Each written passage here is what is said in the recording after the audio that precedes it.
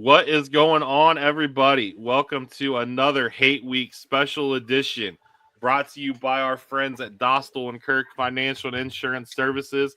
Tonight, it is an absolute pleasure to bring in a dude you guys have actually heard us talk about multiple times since we started this.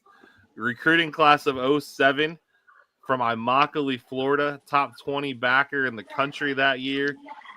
Former Pittsburgh Steeler, Philadelphia Eagle, to tie it to the City of Kings, former Toronto Argonaut with Trevor Harris, and of course, former Buckeye, Brian the Hitman Rolle.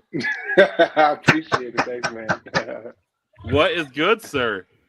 You know what? Life's good, man. It's the week that I look forward to every year, outside of my anniversary and my birthday. So I'm geeked, man. I'm geeked this week. Heck yeah, that is awesome. You got to partake in the game 4 times. Yep. Four pair of gold pants. And 1 year, I know that would have been your freshman year. You guys held them to 91 yards. Yeah. That's wild. And you got to play with TP, in 3 of those games. And, he always seemed to step up in those games. What was it like having a quarterback in the game who was a dude like that?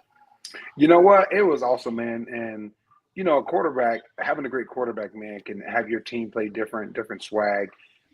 Terrell, man, it's like you always hear you cut your teeth in that game. Like you can play well the first, 10 games of the season, first 11 games of the season. But you get to that game, that's where you really can prove who you really are. And Terrell was the type of guy, man, that he always played at a high level, had high expectations for himself. But it was always neat, in the 3 years to play with him, to see him step it up a notch and knowing that game meant so much, not just for the team, but for the city of Columbus and all of our alumni across the country and around the world. Heck yeah. Being from Florida, you played with a lot of dudes who were Ohio born and bred. So like we talked before we came on, those dudes are born into it. I don't think you really understand. A lot of people don't understand the links that this rivalry goes to. Being from South Florida, coming to Columbus, when did it what was your come to Jesus moment that this is a big deal? Yeah, so I thought that moment was when I came up to my recruiting visit when it was 1 versus 2 in 2006.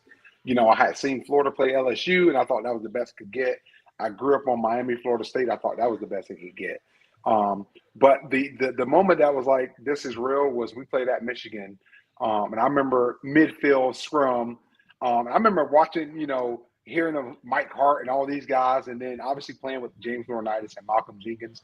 But standing at midfield and you're jawing, and it wasn't a bunch of smiles in that confrontation. That let me know that this is real. This is real, and I took to it very quickly, and still hold that little piece of hate in my heart for that team up north. I love it. Slate, what do you got on your mind? Yeah, man. So a couple things. First off, I don't, because we're about the same age, so I don't like to be a fanboy or anything, but I am a former vertically challenged, shorter linebacker, played Division II, and so to see somebody who was 5'9", 5'10", Yep. play at the highest level, I just wanted to give you your flowers, man. That was one of my favorite things to watch, man. To be in that same elk as the James Laurinaitis and the AJ Hawks, man. You did it the right way. So I just want to give you your flowers before I got started, man. I appreciate you, man. I appreciate you. Yeah. But so for me as a football coach, I coach linebackers as well. What is the importance of fully understanding what the scheme is and what the opponent is trying to do as the quarterback of the defense, especially in a game like this where they're trying to run the ball, they're trying to run it down your throat. What is that pressure like on game day? Well, honestly, you get so used to that pressure being on you where you don't feel any type of anxiety about it. But it's important, understanding the scheme of what we do is what we preach a lot at Ohio State. It's not about the other team in the sense of if you know what we're doing, we're prepared. And it's amplified during that week. Obviously, that you have to be on your P's and Q's. It allows you to play fast and play loose. I think over the last couple of years, our lack of success came from not fully understanding what it is that we do and who we are. Yep. And I think that over the last few weeks of the season, I think our defense is finally coming to their own. The offense is coming to their own, and they've got back to understanding who we are. And I think Yeah. that's going to be important for Saturday. That's awesome, man. That was going to be my next question. What do you think about the way Cody Simon is playing right now? I mean, the guy's playing out of his mind. He had a great game last week, and I feel like he's hitting a stride going into, the rivalry with the team up north. So how do you feel about him, representing the Silver Bullets in the linebacker unit this year? Man, that dude, man, it's so awesome to see that he's coming into his own. And you always want to peak at the right time, and I think this is the right time. I thought he was a solid player. He's always been a solid player, Yep. but he's taken a step up. You don't have those other guys around you, other linebackers around you that he had the last couple of years. So he's had to elevate his game. And I think that the coaches just put him in a place to be successful. And I think that's a testament to coaching, testament to understanding who our team has. And he stepped up to the challenge. And that's the only position I really watch on the field. I watch the game kind of overall, but I pinpoint in on the linebacker play. Yeah. And as a former linebacker at Ohio State, I feel like he's carrying the torch of being one of the greats. Oh, that's awesome, man. That's awesome. I got one more question, Jeremy, and then I'll shut up, man. Like this is like a dream come true for me. So I got to get Bro, them out you're right good. now. You are all good. I got to get them out right now. So as a high school football coach, I just finished year 15. Wow. It is a different type of game right now with recruiting and NIL and everything like that.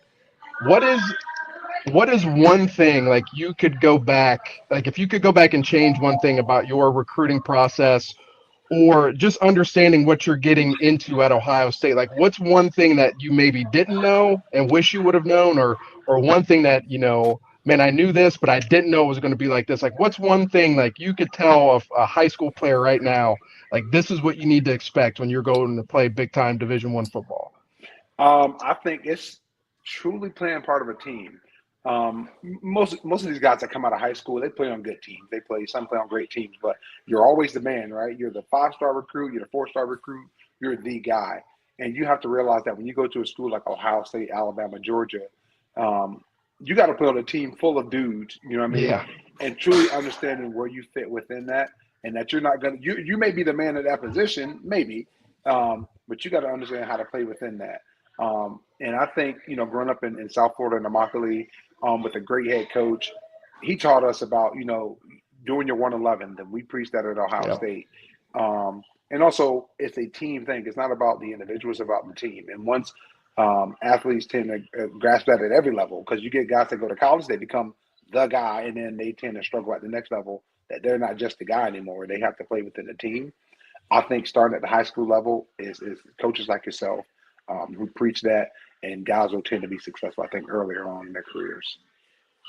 Awesome, man. I appreciate that, man. That's awesome. Not a problem. So we got to ask, because Slate is a massive Coach Truss fan, and we all know how seriously Coach Truss took the rivalry. What is your favorite Coach Trussell memory from your 4 games in the game? Oh, my gosh. Oh, where do I even start? Oh, man. I want to say it was at home, and we beat them up pretty good. I think it's easy for coaches to kind of take it easy on you when you're beating the team pretty bad. Tressel was always the guy that never got riled up. Like, he was like always even killed. And I remember, like, he never used like threatening terms against another team in the sense of like, we're gonna kill them, we're gonna whatever. But he was like, we're gonna keep our foot on their throat and show them who we are. And Tressel, like things like that is I think what made Tressel different than other coaches I've watched on TV at least, is that he doesn't have to get all boisterous and out of character to get his point across. But I want to say it was my junior year or maybe my senior years when we played at home is when you saw Tressel kind of say, you know what, we're going to put our foot on their throat and show them who we really are. I think we had lost to Wisconsin. That was my senior. We had lost to Wisconsin. So we already had a bitter taste in our mouth. And we were hammering him pretty good, and it wasn't like he was going to take the foot off the pedal. And Yeah, that dude, man. That was a game where and we were losing to Penn State at home. I think it was like 14-3 at halftime. Was another game that I can go back to where it was a different Tressel in the locker room talking. I love it. Yeah, that's what's so cool about him is like he's such the low key guy, but somewhere down inside, Jimmy T's from Youngstown. There's a little gangster in there. He got some dog in there. He got some dog in there, man. And obviously on the sideline, a big play happens, and again, he's always the even kill guy, but you can see in his eyes, man, and that's what I loved about him. I was never the type of dude that liked to coach to yell and scream. Fickle was that guy, and I loved him for it. But Tressel, man, as the leader of the team, that dude, man, he can look at you and you know exactly what that look means. And that's why I love the guy. I was always a big Tress fan. Coach Tressel he is one of the reasons why I got into coaching. At the beginning of my year, I would wear a sweater vest and everything. Like that was my guy. But I remember going to my first coach's clinic, and this was right after you graduated. He's going through TACGate and all those different things, and he saw me at the coach's clinic at the social, and he took like 15 minutes. Like he just saw me there taking notes, listening to Coach Fickle, and he came and talked to me for like 15 minutes about what it takes to be a successful coach, what I need to look for offensively, defensively, culture-wise. And I'm like, this dude is going through arguably one of the worst times in his life, and he's still taking the time to pour into a young coach who thinks he knows it all and actually knew nothing. And so, like, that's one of the reasons, man, I will always have the utmost respect for Coach Tress, man. He's the guy. Yeah, I think that's the mark of leadership. Anybody can lead when things are going great, when people are patting you on your back, but you're going to be who you're going to be when times get tough. And I think that's where Tressel showed the world who he really was and stood up tall. And it was unfortunate the events that happened to him, but still the same guy, man. You see this guy now, 12 plus years out of Ohio State. It's still the same guy. Still talk life and how to be a great person. And like you said, he mentioned culture and things like that. And that's what made I feel like our teams who they were is that we built a great culture. We knew football was important. We weren't at Ohio State for no reason, but Tressel truly embodied what it meant to build a great culture and have great people. Yeah.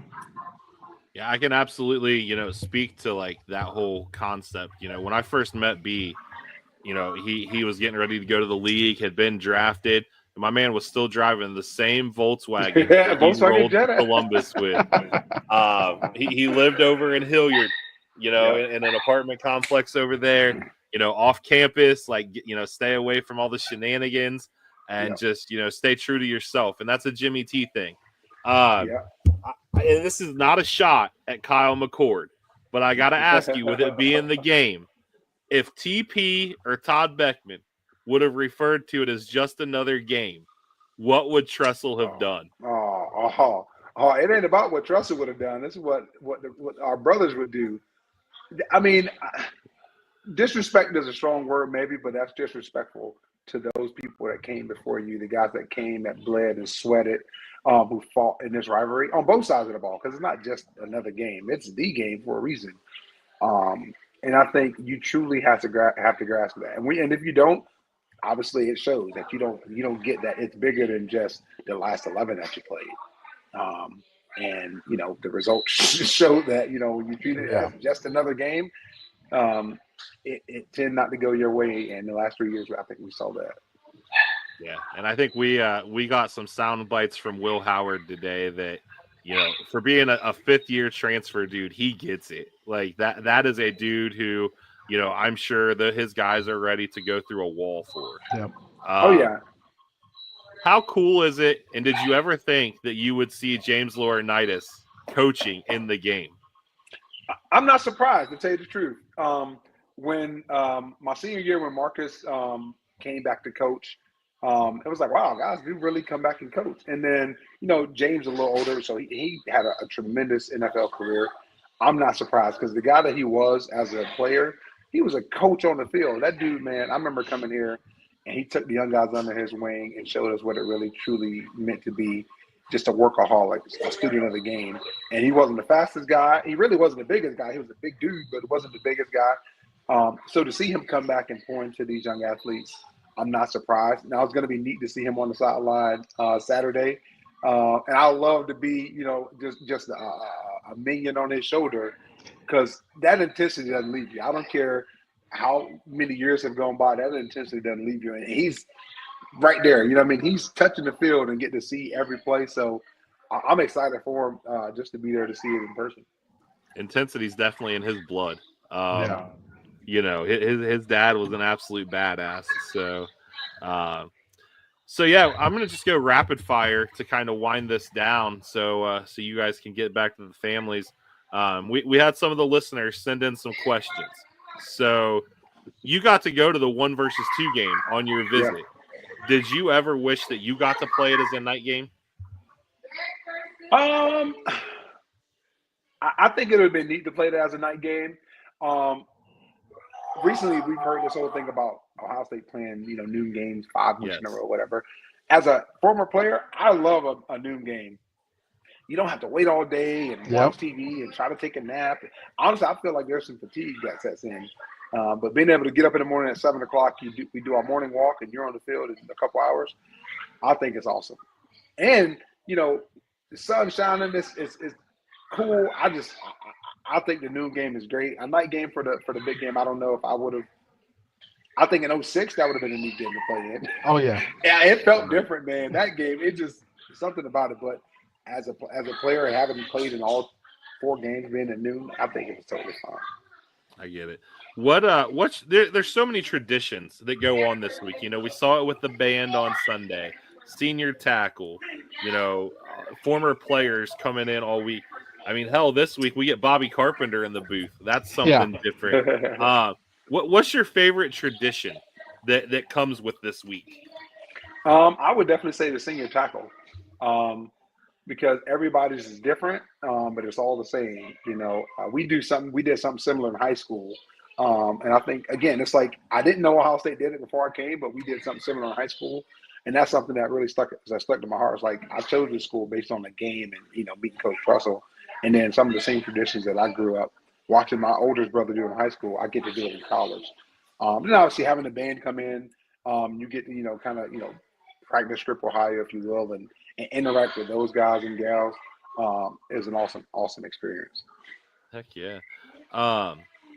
To build off of that, you kind of hit on your high school. I'm gonna go off pace for a minute. Your high school is a powerhouse in Florida, and so did that make the transition to OSU easier? I would say no, not really. It's Ohio State, man. Man, you come here, there's some dudes. I would say the big thing that I experienced in high school, that I would say the only thing that really helped is speed. In South Florida, you can't teach speed. I played with a lot of great athletes and against a lot of great athletes. So I think coming to Ohio State, you get to see guys who can move. So that wasn't a big thing. It was, I think, collectively how everyone played is what was a shocker. And I think every kid goes through it. It's just a matter of how fast you adapt to it. Got you. How do you, if at all, do you prepare differently for this game than any other game on the schedule? You don't talk to your family. You don't talk to your girl. You don't talk to your boys who are not on a team. I remember staying the night at the Woody one night that week. You just feel like you want to make sure everything is done. You know what I mean? You want to feel like you didn't leave any stone unturned. When you wake up Saturday and that alarm is going off, you can't go back and redo Monday, Tuesday, Wednesday, Thursday, Friday. Your mindset is different. Everything is just that much different. I remember Trussell was like, you make sure your shoes a little bit tighter. You make sure your shirt fits a little bit better. Everything. You have to be meticulous about how you prepare. And it's not just this week. You start this in the spring. You start preparing then. I think if you get to Monday before the game and start preparing, then you're already behind the 8 ball. Tressel, man, again, I had to learn this rivalry. I never knew that it was that important until it was that important. Like Tressel started in the spring with Maize and Blue period and hearing their fight song in the locker room, and it just honestly just builds up. It builds up, and then when that Monday comes and you're actually preparing for the game, like you're already ready to go. You're just putting the final touches that week. That's awesome. So you kind of hit on it earlier. You talked about, being jawing at midfield and and Mike Hart and Chad, seeing all those guys. How do you keep the emotions in check so that you're productive in the game? Yeah, it's tough. I wish there was like some secret, thing I could say, but you just got to understand that, the draw is going to happen, but you still got a game to play. And luckily, we never got out. I would say outside of ourselves. No one ever got to a point where they got kicked out of the game before it even got started. But that little pregame thing is important. That's to let them know, like, we're not going to back down. We're here. We ain't going anywhere. And I think, if you watch those 4 years of us playing, we had the jawing and we backed it up. And I feel like, honestly, the last couple of years, it hasn't been that fire. It hasn't been that. Again, it's just been a game that guys go out and play where I feel like tomorrow or Saturday, it needs to be some jawing, it needs to be some pushing, some shoving, because we are who we are, and that team up north is still a team that we hate dearly. Yeah, that's Coach Slate is a massive IGB fan. He loves the dog in him.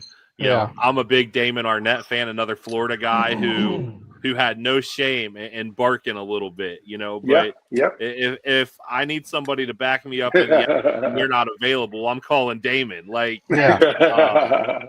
But Slate, you got any more questions before we get a prediction? No, man. The questions from the audience, man, that was the biggest thing, man. So this has been great, man. It's been great. Yeah, I appreciate y'all. So before we let you get off here, and you have an open invitation to come back whenever you want. What's your prediction for the weekend? So I'm gonna predict that we won't take our foot off the pedal. So I got us winning 56-14. Your boy bet the spread and the over today, so I love that a lot. Yeah, I think we got a point to prove, and this is going to be a game where, again, it's a game where we take sportsmanship out of the window. That goes out of the window. Like, this is a rivalry game. Yeah, we're not out to hurt people and that type of thing. But when it comes to playing the game, we're going to play all 4 quarters to the end. And I feel like Coach Day and our team really is going to go in with that mindset that if we're up 20 points or we're up 40 points, until the ref blows a whistle and the clock strikes 0, we're still trying to score. I love it. I hope so. And I think I hope so too, man. I think we saw the tone set for that with the late touchdown on Saturday. So yeah. It'll be a dogfight too, though. I truly believe. Obviously, it's Michigan. Regardless of who their quarterback is, regardless of what the record is, it's going to be a dogfight. But at the end of the day, like I said a few minutes ago, we are who we are, right? And if we go out and play like who we are, shouldn't be any doubt on the field. Honestly, shouldn't be any doubt. I love it. I love it.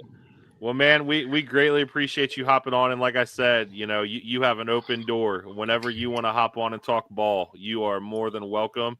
Again, shout out to our boy Evan Geyer at Dostal and Kirk for making this episode happen. And we will see you guys. It'll post Friday for a Before the Battle episode where we give our predictions. I appreciate it.